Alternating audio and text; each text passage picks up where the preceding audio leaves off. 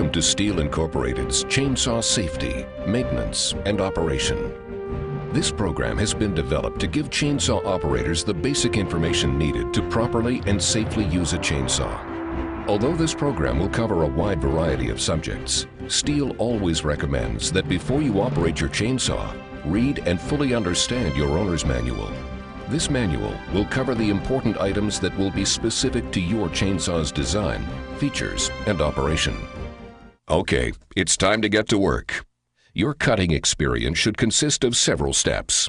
First, make sure you have all the equipment you'll need: your chainsaw, fuel oil mix, bar and chain oil, items needed to maintain your saw, an axe, wedges, water, a first aid kit, cell phone, and very important, a partner. It's recommended that you always have a partner with you and not work alone, to help share the workload, as well as to watch out for each other and be available in the case of an emergency. One very important rule: never operate your chainsaw if you're not in good physical condition and mental health, fatigued, or under the influence of any substance which might impair vision, dexterity, or judgment.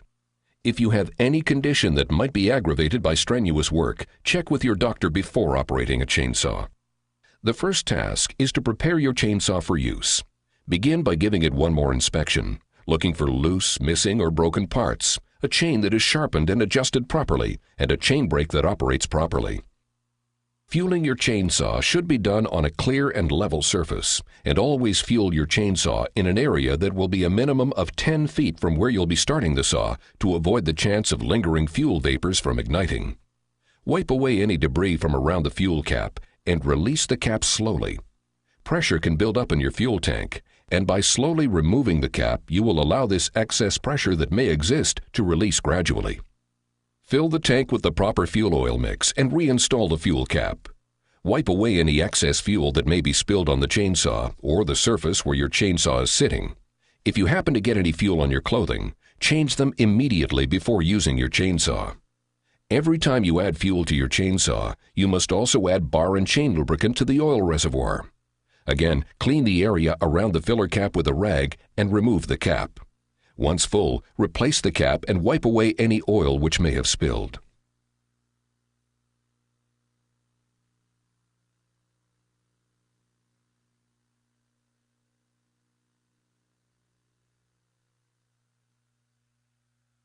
Next, inspect the area where you will actually be working.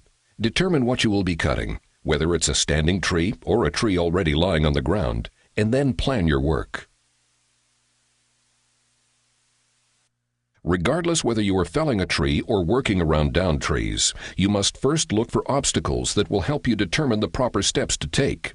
If power lines are in the vicinity and near the wood you'll be working on, it's recommended that you have a professional with the proper tools and experience do the work for you. The same holds true if you'll be working near buildings, structures, or other types of personal property, such as vehicles or fences. Look for limbs and snags that may be located in the tops of trees in the area you're working in, referred to as widowmakers by professional loggers. Cutting wood with a chainsaw produces vibrations in the wood that can be just enough vibration to release a snagged limb. Disregarding this precaution and being struck by falling limbs has injured many chainsaw operators, both seriously and fatally. Also, be keenly aware of the weather. If the weather is rainy or windy conditions exist, it is advised that you postpone your work to another time. Wood becomes very slippery when wet, which can cause you to lose your footing, possibly resulting in serious injury. And wind can make it very difficult to manage the wood you are cutting, particularly when felling a tree. Other than the people who are there to assist you with your work, your partner, never allow anyone else or pets to be in or near the work area. The people working with you must always maintain a safe distance from the chainsaw and the work you are doing. Develop a set of hand signals or other gestures to communicate with each other at a safe distance from the work area. Clear the area where you will be working to allow solid footing and safe movement. Evaluate the conditions of the wood you'll be cutting and the surrounding area, and make a plan on how you will proceed with the work in the safest possible manner. There are some basic rules that you should always follow when using your chainsaw. When moving about with your chainsaw, the engine should always be turned off and the chain brake engaged. The bar should be positioned behind you and the muffler pointed away from your body. If you have a scabbard for your bar, it's recommended that you have it installed when transporting your saw. Never walk with the bar positioned in front of you. Even with the engine off and the chain brake engaged, if you were to fall and come into contact with the chain, you could easily cut yourself on the chain. As you're working with your chainsaw, always hold the saw firmly with both hands. Never, under any circumstance, operate your chainsaw with one hand. Doing so will enhance the chances that you could become seriously or even fatally injured while using the chainsaw. Regardless of whether or not you're a right-handed person, you must always grip the front handle with your left hand. Make sure that your fingers and thumb are wrapped around the handlebar. Do not operate your saw with the thumb not fully engaging the handlebar.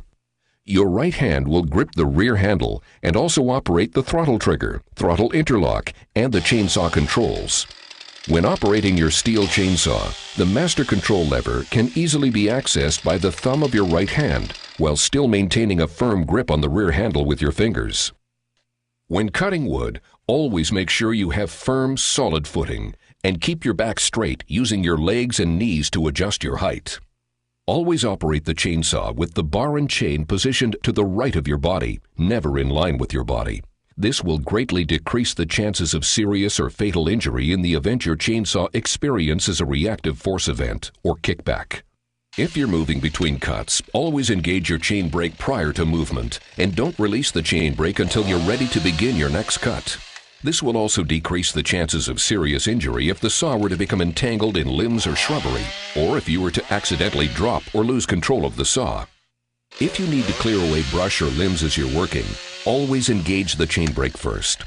If you have a significant amount of brush or limbs to move, or heavy objects, it is recommended that you engage your chain brake and shut the saw off before clearing those objects.